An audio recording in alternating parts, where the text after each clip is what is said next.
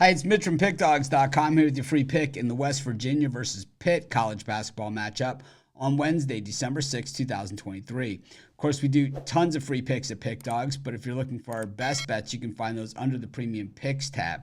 You can use the discount code PICK for 15% off. We also have the Dime Club and Sharp Trading, meant for people who make big bets. I make big bets. I know a lot of you do as well. So text that number that you see on the screen because they're not available on the website. So go ahead and text. But let's get to this one. West Virginia taking on Pittsburgh, and West Virginia 3-4 on the season. Pittsburgh 5-3, and against the number, West Virginia just 3-4, while Pitt 5-3 against the number, but they haven't played on the road this season. Of course, this is the college basketball version of the backyard brawl, as these two schools generally do not like each other very much.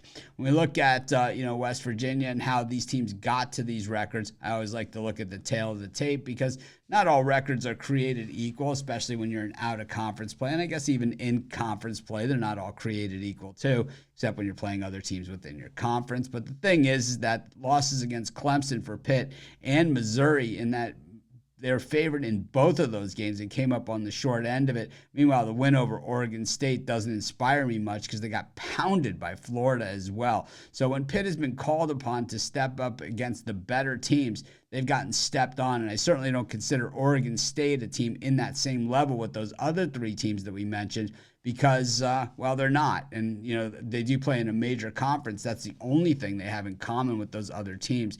I mean, wins over Binghamton, Florida Gulf Coast, and Jacksonville. You got to be kidding me. When we look at West Virginia, lost last time out against St. John's in a game they were getting 5.5. Didn't cover the spread because they lost by 6. They also lost to Virginia by just a point, getting 9.5 points in that game in that Big 12 ACC games. And then a 12-point loss against SMU, who I believe is underrated. The other one, not so good, against Monmouth, a team that they were favored by 14 points again and didn't get it done. It's going to be a little bit of a transitional season here for West Virginia, and it's going to be a little bit of an uneven road as well, as Bob Huggins was let go during the offseason. So it wasn't something that was planned that they were going to do. It's something that more they have to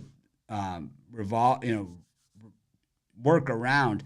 Pitt has not been very good at shooting from the floor, especially when compared to West Virginia's just shutdown defense. That is Huggins' style. Make them pay for those points. And, on the other side of it, Pitt can shoot the three, though, and I think that might help them out a little bit. But don't expect West Virginia to lay down. The Pitt defense on paper looks extremely good, but like I said, against the better teams, they really haven't gotten it done all that much. I wouldn't consider West Virginia a better team, but I don't think that the numbers in this one tell the whole story. I think this is one of those ones, a rivalry game, and expect it to be a little bit on the physical side, which I think favors West Virginia.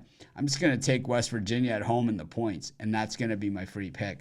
Of course, while you're doing your picks, putting your bets in, use our free betting tools at Sports Chat Place. They're 100% free, and they'll tell you how often historically all the bets on the board have hit, putting on the best bets on the board today.